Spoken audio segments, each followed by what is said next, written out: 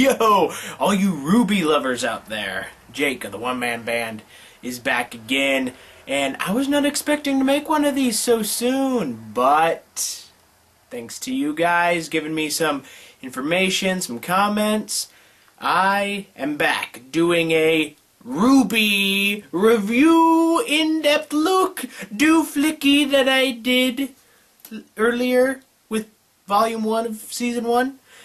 Anyway, let's get started. So ever since Volume 1 concluded, we were all sad because it was over and we have to wait a whole other year to get new episodes. You know, I bought the Volume 1, I watched it a bunch, I loved it, I was just like, gosh, it's so awesome. And now, with Volume 2 of Season 1 coming up, I was, once again, I'm planning on going to RTX, so long as my plans don't totally get screwed up. I'm going to be going to RTX this year, and as they've said, RWBY Volume 2 of Season 1 is going to premiere at RTX this year, 2014. And so I was thinking, okay, when that comes around, I'll make the next RWBY video and do all that stuff. But then, one of you guys, a new subscriber to my channel, Mr. Jordan Scott, you sent me a message that said, hey, yeah, man, your videos are somewhat cool. Check out this video. And so I did. What this video was, it was a crude capturing of the new intro sequence to RWBY Volume 2 at PAX East. And it isn't the best quality. It isn't a actual debuting, but it was captured, I guess, by somebody's phone or something from PAX East, and so I watched it, I reviewed it, and so I got my notes right here, and I'm just going to discuss a few things I saw about the trailer with you guys, and we'll start forming new conspiracies, new theories about what's next, what's in store for not Season 2, Volume 2. I'm sorry, man. Volumes and seasons, they kill me. Right, first of all, before we get this started, I'm going to suggest that you go to the link down in the description. That's going to be a link to the actual video, which I have watched of the intro sequence. So I'm just going to pause right here for a little bit, give you time to go and watch it, and then you can come back.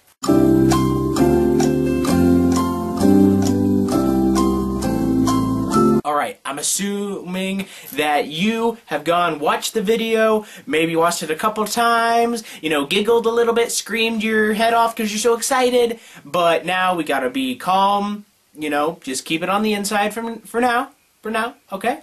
And we'll just discuss it and talk about it. Okay, apart from the totally epic song that's going to accompany it, and the awesome visuals and all that, the main things that I noticed about the new intro sequence is how it showed a bunch of the teams. There was Team RWBY, obviously, Team Juniper, and Team Cardinal. Those are the three teams that we can automatically identify because they're in Volume 1 of Season 1, and we've already seen them in action. Mostly, not so much Team Cardinal, but definitely Team RWBY and Team Juniper, we've seen them in action. Also, something to look at. When it showed Pyrrha, it was almost like a flip-flop from Volume 1. In Volume 1, it was Pyrrha who put the hand on Jean's shoulder and, you know, did that whole comforting thing. And now it was reversed in this one. It was Jean putting his shoulder on Pyrrha's shoulder. So does that mean that Pyrrha's going to be put under pressure in Volume 2 or something like that?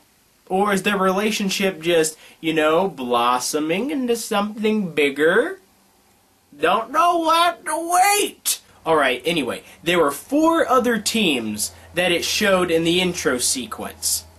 One of them, now, this may be speculation, I mean, the video was a little rough, and it wasn't filmed in the best quality, but it did look like one of the members of this team was Son Wukong.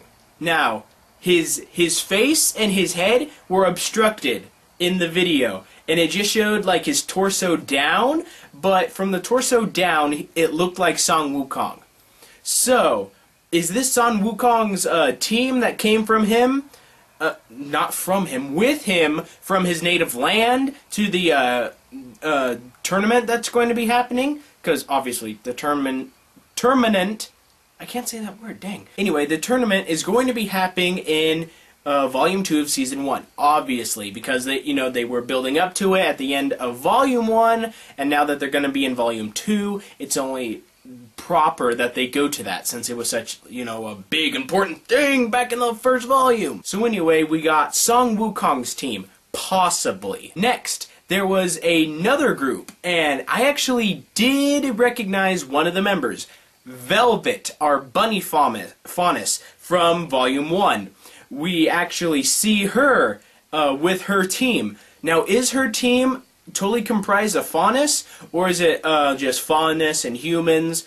We don't know, because as I saw, her team looked like humans, but as we learned from Volume 1 with Blake, looks can be deceiving, and faunus can blend in with people if they so choose. Alright, the third team that I noticed.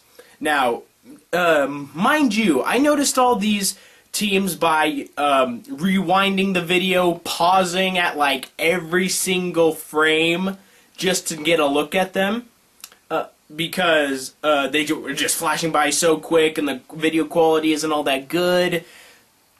So anyway, the third team that I noticed was it looked like a man in the center had a form of a lab coat on, and he looked like he was being flanked, and by being flanked I mean they were just standing on either sides of him, some sort of robotic automatons. And who is next to him but what looked like Penny? And by looked like Penny, I mean the same hair coloration and the same colors on the clothing. Is it really Penny? Honestly, we can put it up as a question mark, but that is a very faint question mark, because I'm very certain that's actually Penny. And since this guy's in a lab coat and is flanked by automaton robot type things, that once again strengthens my resolve that Penny is a form of cyborg robot thing. I mean, she dragged a airship out of the sky.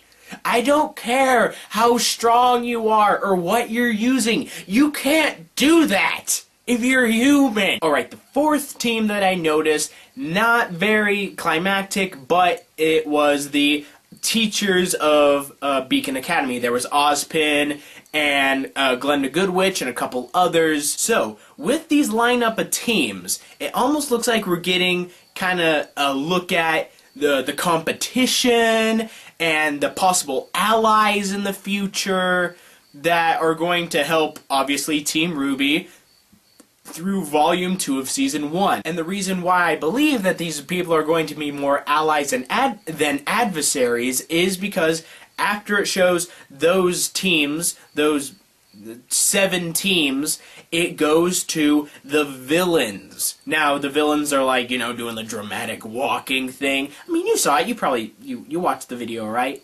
Please tell me you watched the video. Anyway, the villains, it shows the villains lineup. It shows Cinder, the mysterious woman with pyrokinetic powers and glass slippers. And then her 2 cronies that were seen at the very end of RWBY Volume 1. We don't know their names, at least I don't know their names. But by the looks of it, they're obviously going to be powerful fighters, and it looks like one of them is trained in martial arts. If you guys don't know what I'm talking about, just look back at the video, you'll see a part where one of them is attacking one of our heroes. Alright, so we got Cinder, and we got her cronies, and we also see Roman Torchwick. He's going to be coming back. So obviously Cinder didn't kill him off, which I don't even know why she would do that. She said she had plans for him. But anyway, Roman Torchwick is still there. And who is also there? Junior from Yellow's trailer, from the trailers of Season 1, Volume 1, Yellow's trailer. Junior, the club owner that Yang fights, he was in the lineup. And also his 2 Twin Diva Blade Masters. They were also in the lineup, so a return of those characters, which is real exciting because especially those two female characters who fought Yang, their fighting style was really cool, real complimentary. I mean, one of them had blades on her freaking boots. Those boots are made for slicing, and that's just what they'll do. So, we got our old enemies, kind of our new oldish enemies, and there's probably going to be even more enemies coming along for the ride that haven't been shown yet because there's going to be some surprises, right? Alright, so anyway, what does this whole intro sequence tell me? It tells there's obviously going to be more camaraderie in it. There's going to be new supporting characters coming into the fray. All that good stuff. There's probably going to be, you know, other teams forming, friendships forming, maybe some even betrayals. I'm looking at you, Team Cardinal. But anyway, there's a big battle coming, and it's probably going to happen either after or during the tournament. The tournament's going to be interrupted. You know, the bad guys are going to come in and say, you know, stuff's going down, stuff like that. So it's going to be real exciting to see how it's going to build, how it's all going to fall, and who's going to be fighting who. I want to know who's going to be fighting who so bad. Also, a few more things that I want to discuss, and this is actually from the RWBY production diaries that Rooster Teeth has been putting out. Now, so far, as I have filmed this video, there have only been 2. By the time this releases, maybe there's been a 3rd one, but as of me recording this right now, there's only 2. So I'm only going to be talking about the first 2, okay? Okay, because don't get mad at me. Mostly what they talked about is kind of the development process of building Volume 2, the changes they're going to be making, and if you guys haven't checked them out yet, once again, there's going to be links down in the description. I suggest go check them out and just ogle at them because it's going to be great. I mean, when you find a series like RWBY that you enjoy, you're going to be happy every time a new video comes out, and when those videos look good, you're just going to be like, ah, yes. From the first production video, one of the things that really stood out to me was from what one of the producers said, Gray Haddock. And if I'm mispronouncing that, I'm sorry. Haddock, something like that? Haddock, something. If I butcher your name, I'm sorry if you're even watching this. I mean, if that man is actually watching this, I'll probably die. Alright, this guy said, and I quote, that we are finally going to see what are really going on with the Grimm. You know, what they really are capable of. So, what that kind of tells me, it may tell you something else, but I'm thinking there's going to be more Grimm monsters, and maybe the Grimm creatures are going to be used in this attack that the bad guys are forming. You know, kind of the whole, you direct the wild animals toward your adversaries, sorta. But then something else came to mind. What if the creatures of Grimm are controlled by some form of collective conscience? Kind of like a grave mind. You know, something like that. What if the creatures of Grimm are being controlled by an evil, maleficent force, and that maleficent force is somehow going to be controlled by the baddies? So, maybe, maybe not. Just some things to think about. That's all I'm saying. Alrighty, and then from the production video 2. In that one, they talk a lot about Velvet again. Now, one of the things they mention about Velvet is that in her team, she is a mage. So what I'm thinking, she's gonna be kind of like Weiss in a way. How Weiss uses her glyphs to aid her comrades, aid herself in combat.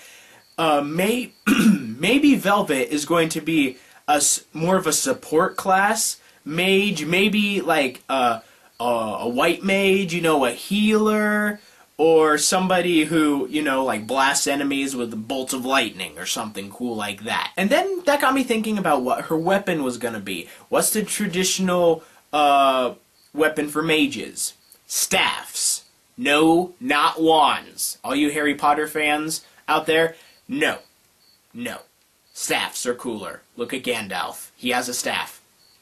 He is cooler. But then during the video, Monty was talking to one of the animators, one of the artistic animators, and they were constructing a case that Velvet would carry her weapon in. And I don't know about you, but this case looked pretty big. I mean, obviously, if you've seen the video, you know what I'm talking about. If you don't know what I'm talking about, link down below, go watch it, come back, and you'll have a grasp on what I'm talking about. And also, they said that this case she's going to carry on her back. So, obviously, I'm thinking, it's gonna be, you know, unless they make it, like, flatter, then maybe it'll be a staff, but as the case looks like, it looks more like a trunk that she's going to be carrying on her back. So, it may be a staff, it may be something huge that has to be broken down into pieces, which then, you know, her teams go forward, buy her some time, she's able to put her giant weapon together, and then it's just going to be something colossal and awesome. Honestly, when I saw it, the first thing I thought about was the preacher from Trigun, how he carried the cross on his back. It was a giant gun and it had smaller guns in it. It's awesome. If you have no idea what I'm talking about, go watch the anime Trigun. Definitely recommend it. Alright, I think that's about it. That's about all I have for these videos that I've seen, thoughts that I've had. This about wraps it up. So, more of these may be coming out as more information about RWBY comes out. Gonna be going to RTX. You know, maybe I'll get a little sneak peek at the first episode. Maybe. Possibly. So, yeah. I don't know why I was going all high and low there. But, anyway, so I'll see you guys next time I make one of these RWBY review episodes. Once again, if you haven't watched the production videos, or if you haven't watched the intro sequence that was captured at PAX East, once again, links down below in the description. Until RWBY Season 1, Volume 2 comes out, I would suggest watch Volume 1. Maybe check out some of my previous videos that I did on Volume 1. You know, maybe, you know, give a little insight on the way I think and the way our conspiracies and theories progressed. And I'll see you guys next time. You know, leave comments down below, like and favorite, subscribe. I'll see you later.